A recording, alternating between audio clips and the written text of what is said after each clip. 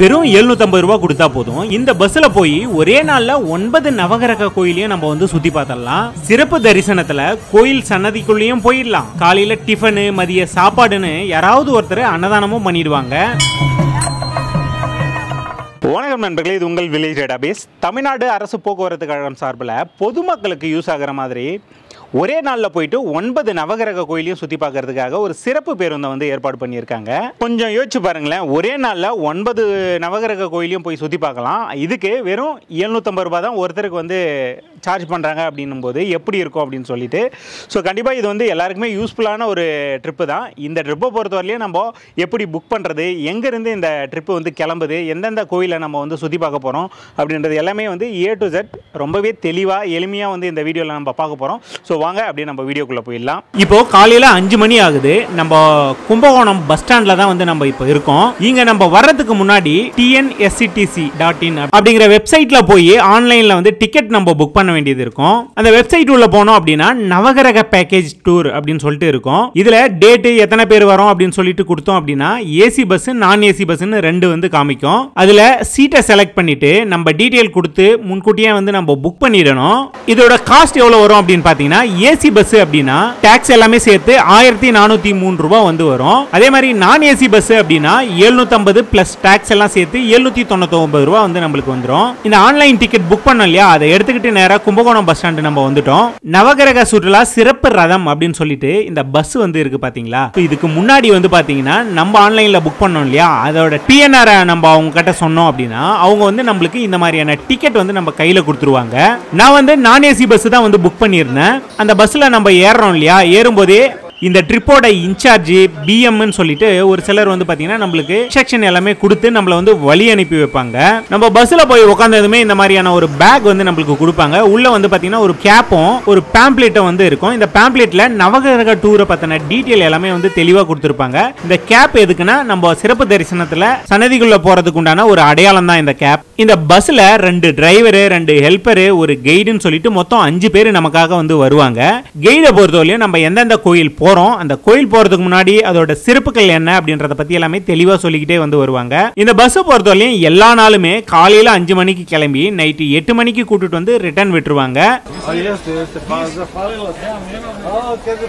நம்ம ஃபர்ஸ்ட் வந்த கோயில் எது அப்படின்னு பாத்தீங்கன்னா சந்திர பரிகார ஸ்தலமான திங்களூர்ல இருக்கக்கூடிய அருள்மிகு கைலாசநாத சுவாமி திருக்கோயிலுக்கு தான் நம்ம வந்து வந்திருக்கோம். நம்ம போக போறோம் இல்லையா, அந்த கோயிலுங்களுக்கு வந்து பாத்தீங்கன்னா ஒரு புராண வரலாறே வந்து இருக்கு. எல்லாத்தையும் சொல்லணும் அப்படின்னா நம்மளுக்கு டைம் பத்தாது.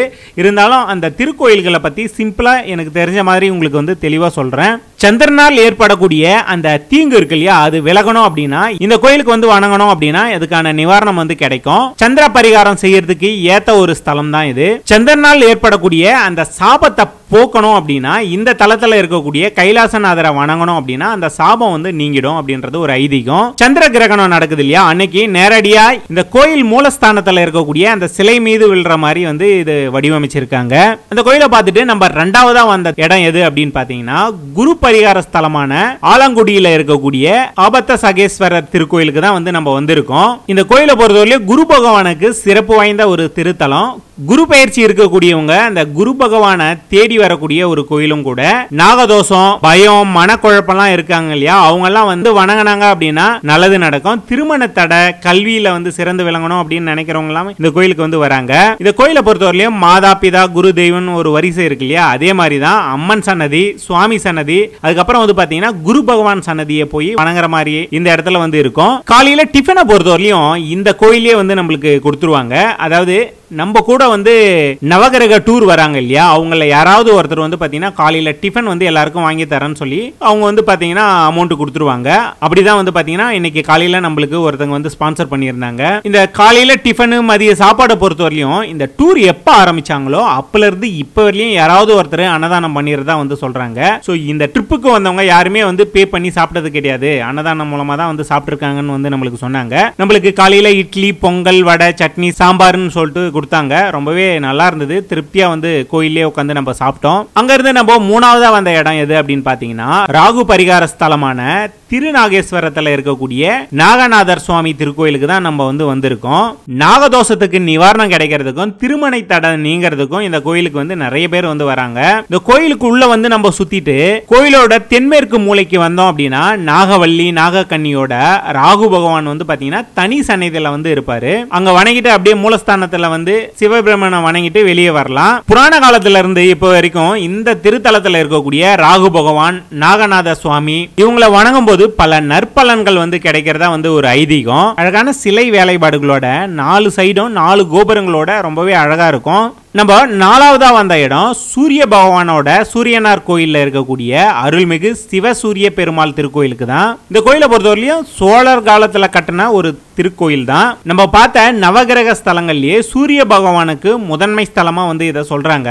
சூரிய திசை, சூரிய புத்தி, சூரிய பார்வைன்னு சொல்லிட்டு சூரியனால் ஏற்படக்கூடிய அந்த தோஷம் எல்லாம் நீங்கிறதுக்காக வழிபடக்கூடிய ஒரு ஸ்தலம் தான். இந்த 7.5 சனி, அஷ்டம சனி, ஜென்ம சனி எல்லாம் சொல்றாங்க இல்லையா, இதுக்கெல்லாம் வந்து பாத்தீங்கன்னா முறைப்படி இந்த இடத்துக்குள்ள வந்து நம்ம வணங்கணும் அப்படின்னா அதுக்கான நிவர்த்தி வந்து நம்மளுக்கு கிடைக்கும் அப்படின்னு வந்து சொல்லப்படுது. இந்த கோயிலோட விசேஷம் என்ன அப்படின்னா எல்லா நவகிரக கோயிலோட சன்னதியும் வந்து இந்த ஒரே கோயில்ல வந்து இருக்கும். நம்ம சூரிய பகவானை வணங்கிட்டு 5ஆவதா வந்த இடம் சுக்கிரஸ்தலமான கஞ்சனூர்ல இருக்கக்கூடிய அருள்மிகு அக்னீஸ்வரர் கோயிலுக்கு தான். இந்த கோயிலை பொறுத்தவரையிலும் சுக்கிர பரிகார ஸ்தலமா வந்து இருக்கு. இந்த இடத்துல சுக்கிரனுக்கு தனி சன்னதி எதுவும் வந்து கிடையாது. சிவபெருமானே சுக்கிரன் வடிவத்துல இருக்கிறதுனால இந்த திருமண தடை நீங்கிறதுக்கு பரிகாரம் செய்யக்கூடிய ஸ்தலமா வந்து இருக்கு. அதாவது சுக்கிரன் வந்து தேவர்களுக்கு கொடுத்த அந்த சாபம் நீங்கிய ஸ்தலம் அப்படின்னு வந்து சொல்லப்படுது. அதே மாதிரி சுக்கிரனால் ஏற்படக்கூடிய அந்த தோஷம்லாம் இருக்கு இல்லையா, அதெல்லாம் நிவர்த்தி ஆகணும் அப்படின்னா இந்த கோயிலுக்கு வந்தோம் அப்படின்னா கண்டிப்பா நிவர்த்தி ஆகும். அப்படிப்பட்ட ஒரு சிறப்பு வாய்ந்த திருஸ்தலம் தான் இது. 6ஆவதா நம்ம வந்து இருக்கக்கூடிய இடம் தான் செவ்வாய் ஸ்தலமான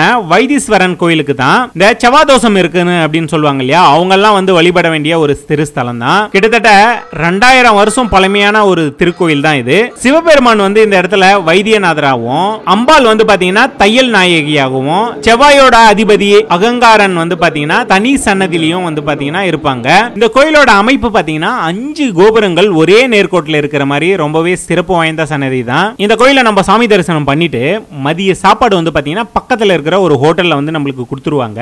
என்னோட ஒரு 3 பேர் சேர்ந்து மொத்தம் 4 பேரா வந்து பாத்தீங்கன்னா இங்க வந்தவங்க எல்லாருக்கும் வந்து பாத்தீங்கன்னா மதிய சாப்பாடு அன்னதானமா வந்து வழங்கணும். இந்த இடத்துல நம்ம மதிய சாப்பாடு சாப்பிட்டு முடிச்சிட்டு அடுத்ததா வந்து பாத்தீங்கன்னா 7ஆவதா வந்த இடம் தான் கேது ஸ்தலமான கீழ்பெரும்பள்ளத்துல இருக்கக்கூடிய அருள்மிகு ஸ்ரீ நாகநாத சுவாமி திருக்கோயிலுக்கு தான் நம்ம வந்து வந்திருக்கோம். இந்த கேது பரிகார ஸ்தலம் அப்படின்னு சொல்லிட்டு இதை வந்து சொல்லுவாங்க. கேதுவால் ஏற்படக்கூடிய அந்த தீமைகள் நீங்கிறதுக்காக வந்து வணங்க வேண்டிய ஒரு இடம்.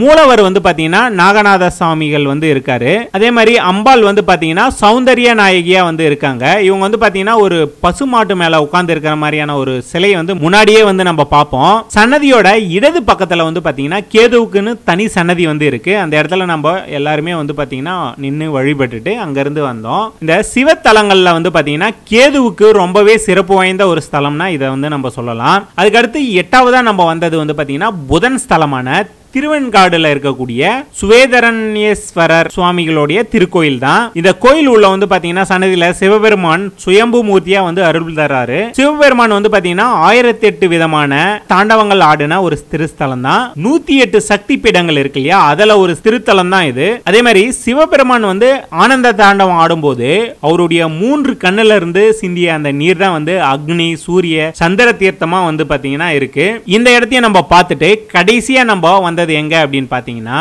சனி பகவானுக்கு ஏற்ற, அதாவது புதுச்சேரி காரைக்கால்ல திருநள்ளாறுல இருக்கக்கூடிய அருள்மிகு தர்பரண்ய சுவாமிகளுடைய திருக்கோயிலுக்கு தான் நம்ம வந்து வந்திருக்கோம். இந்த கோயிலை பொறுத்தவரையிலும் ஒரு புராண வரலாற்று சிறப்புமிக்க ஒரு கோயில். அதாவது திருஞான சம்பந்தர், திருநாவுக்கரசர், சுந்தரர் இவங்கெல்லாம் வந்து தேவாரம் பாடல் பாடப்பெற்ற ஒரு திருஸ்தலம் தான். சனி பகவானுடைய அந்த சனி பிரச்சனையெல்லாம் இருக்கு இல்லையா, இதெல்லாமே தீரணும் அப்படின்னா இங்க இருக்கக்கூடிய சனீஸ்வர சுவாமியை வந்து நம்ம வழிபட்டோம் அப்படின்னா சனி பிரச்சனை வந்து நீங்கும். அதாவது சனி பகவானுக்காக வந்து பாத்தீங்கன்னா ரொம்பவே சக்தி வாய்ந்த ஒரு திருவுருவ சிலை வந்து இந்த இடத்துல நம்ம பார்க்க முடியும். ஸோ நம்ம வாழ்க்கையை வந்து புரிஞ்சுக்கிறதுக்காக வந்து பார்த்தீங்கன்னா 7 நாட்டு சனி நடக்குது அப்படின்னு வந்து சொல்லுவாங்க இல்லையா. ஸோ அப்போ அந்த சனி பகவான் நம்ம கிட்ட இருந்து வேற ஒரு இடத்துக்கு இடப்பெயர்ச்சி நடக்கும்போது அவர் இருக்கும்போது அளவுக்கு அதிகமான கஷ்டத்தையும் அவர் போகும்போது அளவுக்கு அதிகமான நன்மையும் வந்து கொடுப்பார் அப்படின்றது வந்து ஒரு ஐதீகம். ஸோ இப்போ நம்ம பார்த்தோம் இல்லையா ஒரு 9 நவகிரக கோயில்கள். அந்த கோயிலை பற்றி ஒரு சில தகவல் வந்து பார்த்தீங்கன்னா எனக்கு தெரிஞ்ச மாதிரி நான் சொல்லியிருக்கேன். ஆனால் நான் சொல்லாத வரலாற்று சிறப்புமிக்க அந்த புராண கதைகள் வந்து பார்த்தீங்கன்னா எக்கச்சக்கமாக இந்த கோயில்களுக்கு வந்து இருக்கு. அது எல்லாமே தெளிவாக சொல்லணும் அப்படின்னா இந்த வீடியோவே வந்து பத்தாது. நீங்கள் இந்த ட்ரிப்புக்கு வரீங்க அப்படின்னா இன்னும் டீட்டெயிலாக நம்ம கூட வர கைடு வந்து தெளிவாக வந்து சொல்லுவாங்க. இந்த ட்ரிப்பு முடியறதுக்கு வந்து நைட்டு 7 மணி வந்து ஆகிடும். ஸோ இங்கிருந்து கிளம்பி நம்ம கும்பகோணம் போகிறதுக்கு நைட்டு 8 மணி வந்து ஆகிடும். ஸோ கும்பகோணம் பஸ் ஸ்டாண்டில் போய் நம்ம இறங்கும் போது நம்ம காலையில் வழி அனுப்பின அதே இன்சார்ஜ் நம்மளை வந்து பார்த்தீங்கன்னா நல்லபடியாக போயிட்டு வந்தீங்களா, உங்களுடைய அனுபவம் எப்படி இருந்தது அப்படின்றது எல்லாமே கேட்டுட்டு தான் நம்மளை வந்து வழி அனுப்புவாங்க. கண்டிப்பாக வந்து பார்த்தீங்கன்னா இதுவரையிலும் நீங்கள் இந்த நவகிரக கோயில்களுக்கெல்லாம் போக டைம் இல்லை காஸ்ட் பத்தலை அப்படின்னு நினச்சிங்கன்னா கண்டிப்பாக இந்த ஒரு பட்ஜெட் பேக்கேஜை வந்து நீங்கள் யூஸ் பண்ணிக்கலாம். அதுவும் நம்மளுடைய தமிழ்நாடு போக்குவரத்து கழகம் சார்பிலேயே வந்து இதை ஏற்பாடு பண்ணி தராங்க அப்படின்னும் போது ரொம்பவே சேஃப் அண்ட் செக்யூராக தான் பண்ணி தராங்க.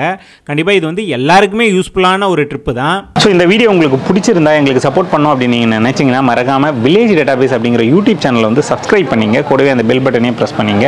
இந்த வீடியோ நீங்கள் ஃபேஸ்புக் பேஜில் பார்த்துட்டீங்க அப்படின்னா ஃபேஸ்புக் பேஜும் இருக்குது, இன்ஸ்டாகிராம் பேஜும் இருக்குது, அதையும் வந்து ஃபாலோ பண்ணிங்க. புது வீடியோஸ் வந்து நாங்கள் அப்லோட் பண்ணியிருக்கோம். கண்டிப்பாக உங்களுக்கு யூஸ்ஃபுல்லாக இருக்கும். நன்றி, வணக்கம்.